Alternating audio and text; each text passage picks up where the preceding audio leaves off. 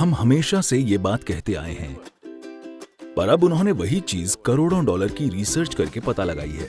और मैंने सैकड़ों हजारों लोग देखे हैं जो सेहतमंद हो जाते हैं। अगर कोई चीज मेरी प्लेट पर आती है तो उसे महसूस करके मैं जान जाता हूं कि क्या खाना है और क्या नहीं खाना है। आप आज कुछ खाइए और देखिए, ये देखना सीखिए कि वो खाना खाकर आपका शरीर कितना चुस्त महसूस करता है।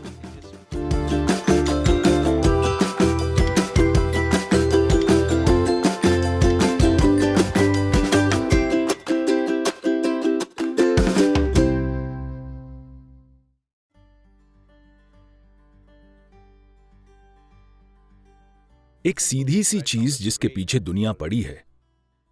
अगर आप हमारे आश्रम में आएं, तो लोग शारीरिक रूप से बहुत सक्रिय हैं। वे बस सुबह 10 बजे खाते हैं और फिर शाम को 7 बजे, बस 2 बार भोजन। मुझे कितने डॉक्टर कह चुके हैं कि वे कुपोषण से मर जाएंगे, ये हो जाएगा, वो हो जाएगा, आप ये कीजिए, वो कीजिए। ज्यादातर दिनों में मैं सिर्फ एक बार ही खाता हूं, बस एक बार भरपूर खाता हूं, इतना ही। डॉक्टर मुझे कह रहे हैं, नहीं सदगुरु, आप इतनी यात्राएं करते हैं, ये हो जाएगा, वो हो जाएगा, आपको 4 घंटे में कम से कम एक बार खाना खाना चाहिए, कुछ तो खाना चाहिए। मैंने कहा, मुझे अकेला छोड़ दीजिए, मैं ठीक हूं। पर अब अमेरिका की एक बहुत बड़ी यूनिवर्सिटी कह रही है, रुक रुक कर उपवास कीजिए। ये कोई बकवास नहीं है, अच्छी चीज है। लेकिन उन्होंने ऐसी चीज फिर से खोजी है जो हम हमेशा जानते थे।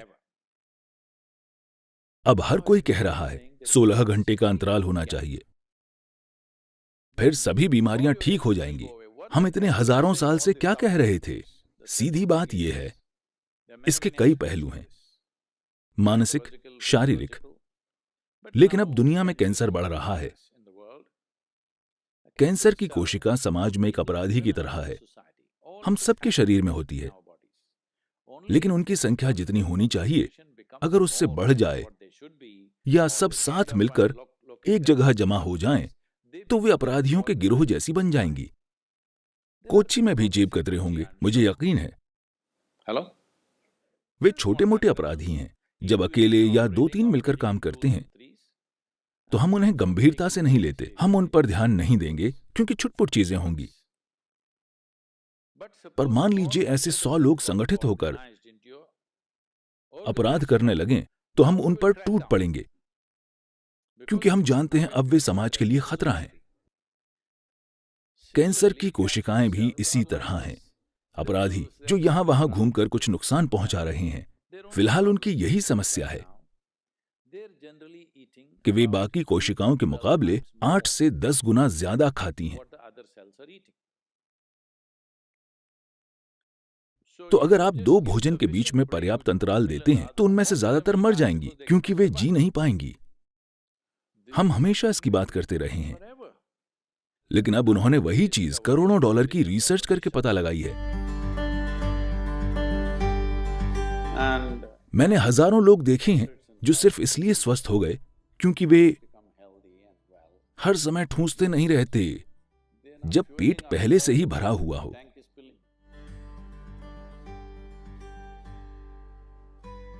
योग केंद्र में लोग हमेशा शारीरिक रूप से सक्रिय रहते हैं, तो दोपहर 3:30-4 बजे तक हर कोई बहुत भूखा हो जाता है। उन्हें बहुत भूख लगी होती है, लेकिन हम उसके साथ जीना सीख लेते हैं, क्योंकि खाली पेट होना और भूखा होना 2 अलग चीजें हैं।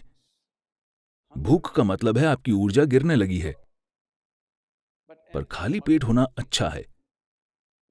योग विज्ञान में आज आधुनिक विज्ञान भी सहमत है, लेकिन जो चीज हम अपने अनुभव से जानते हैं, वहां तक पहुंचने के लिए आप लाखों डॉलर लगा देंगे, क्योंकि रिसर्च का मतलब यही है, कई लाख डॉलर खर्च कर देना। ये ऐसा ही है।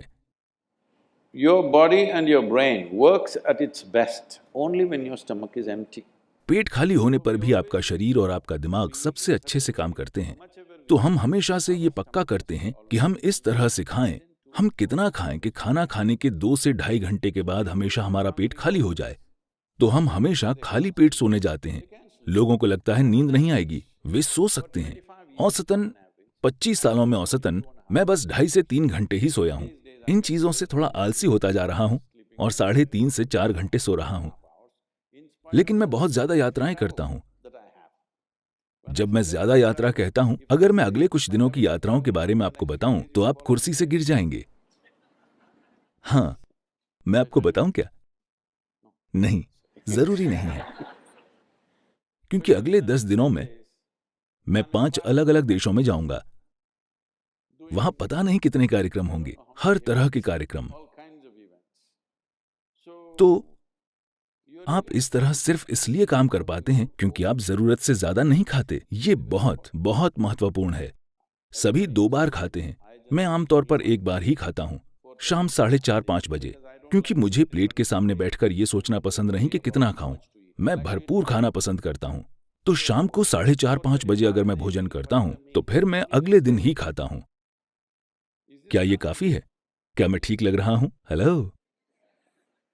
क्योंकि शरीर में जो भी सुधार और शुद्धिकरण होना है, उसके लिए पेट खाली होना चाहिए। ये बहुत बहुत महत्वपूर्ण है, वरना कोशिकाओं के स्तर पर शुद्धिकरण नहीं होगा। आपके अंदर चीजें जमा होती जाएंगी, फिर आपको हर तरह की समस्याएं होंगी।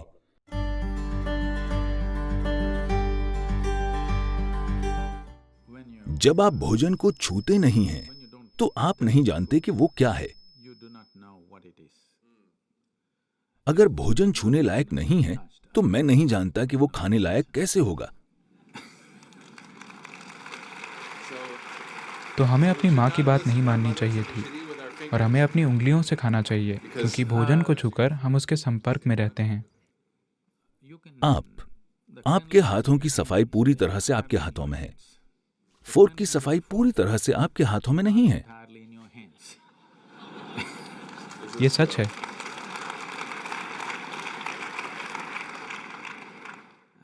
और इन हाथों का इस्तेमाल सिर्फ आप करते हैं, कोई और नहीं।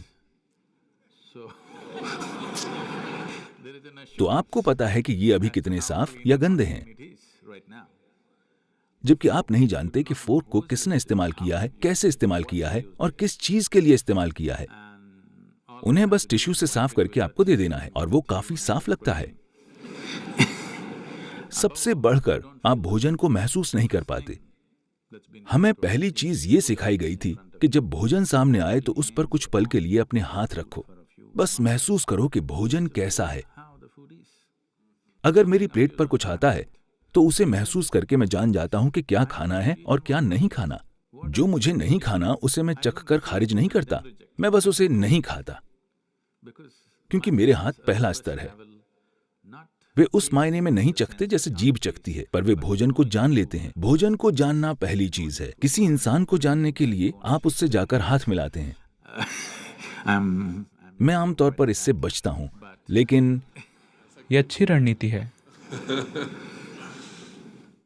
लेकिन जो भोजन आपका हिस्सा बनने वाला है, सबसे पहली चीज आपके हाथ हैं। अगर उसे आप नहीं भी छूते हैं तो बस वहां सचेतन होकर होने से साफ पता चल जाएगा कि भोजन आपके अंदर कैसा बर्ताव करेगा।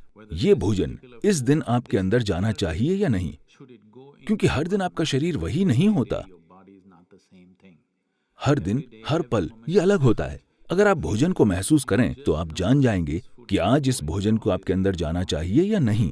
अगर इतनी जागरूकता आ जाती है तो हमें लोगों को ये बताने की जरूरत नहीं होगी कि उन्हें क्या खाना चाहिए। हर बार के भोजन के लिए उन्हें तय करना चाहिए कि उन्हें उसमें क्या खाना चाहिए। इसके लिए एक ही नुस्खा नहीं हो सकता कि यही आपको जीवन भर खाना है। ऐसे में आप फंस जाएंगे कि मैं सिर्फ यही खा सकता हूं।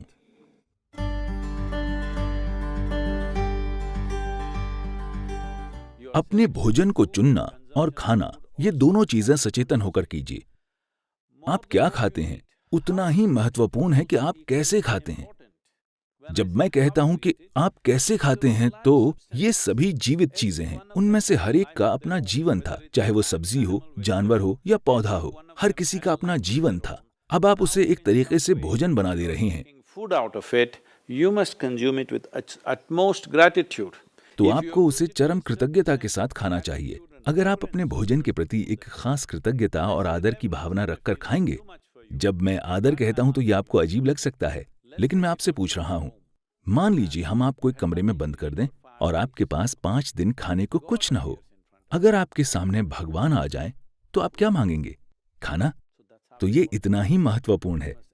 आपको समझना चाहिए कि आपकी थाली में भोजन बस कोई पदार्थ नहीं है, ये कोई सामान नहीं है, ये जीवन है। ये आपके लिए जीवन निर्माण का पदार्थ है, तो आपको इससे वैसा बर्ताव करना चाहिए। अभी जब ये थाली में है या बाहर कहीं है तो इसकी कोई कीमत नहीं है, लेकिन जिस पल आप इसे खाते हैं तभी आपका खून और मांस बन जाता है। अब अचानक ये बेशकीमती हो जाता है। हम ऐसे क्यों नहीं जीते हैं? ये बहुत महत्वपूर्ण है कि जब ये आपकी थाली में आए तो आप इसे अपने एक हिस्से की तरह देखें। बहुत आदर के साथ आपको इसे खाना चाहिए। अगर आप बस अपने खाने का तरीका बदल दें तो भोजन आपके अंदर बहुत अलग तरह से बर्ताव करेगा।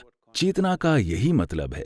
अगर लोग कहते हैं आपकी चेतना का आपके जीवन पर कोई असर नहीं होगा, सिर्फ रासायनिक संरचनाओं का असर होता है, तो मुझे उनके लिए दुख होता है, क्योंकि जीवन ऐसे काम नहीं करता। मानव चेतना का हमारे संपर्क में आने वाली हर चीज पर गहरा असर होता है, खासकर भोजन पर। हम एक दूसरे जीवन को अपना हिस्सा बना रहे हैं। जब हम ऐसा काम करते हैं तो ये बहुत महत्वपूर्ण है कि हम उसके साथ बहुत कृतज्ञता और आदर का बर्ताव करें।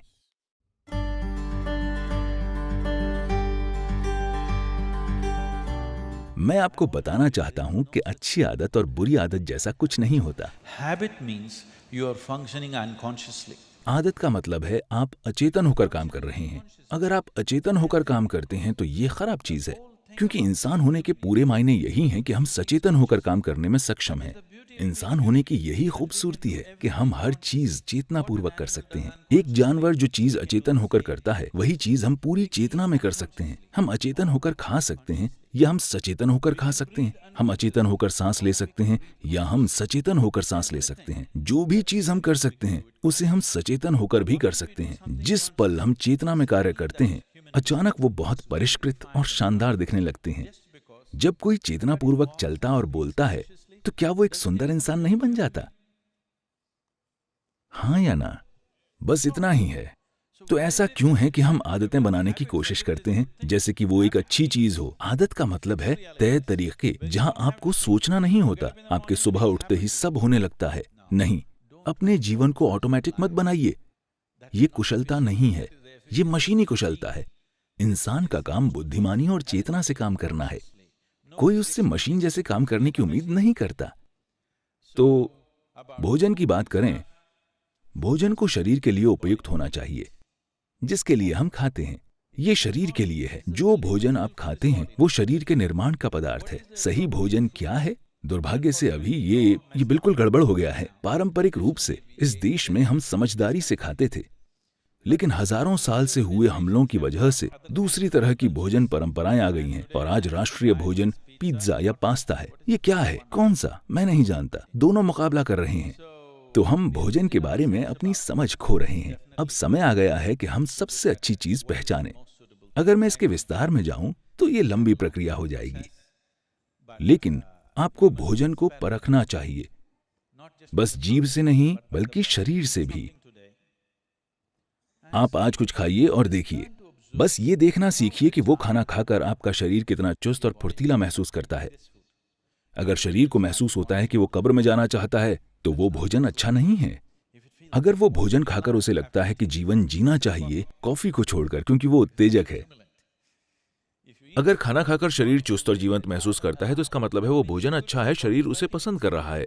अगर आप कुछ खाते हैं और शरीर में सुस्ती महसूस होती है तो उसका मतलब है कि शरीर को भोजन पसंद नहीं है, उसको उससे परेशानी हो रही है, इसलिए सुस्ती महसूस हो रही है।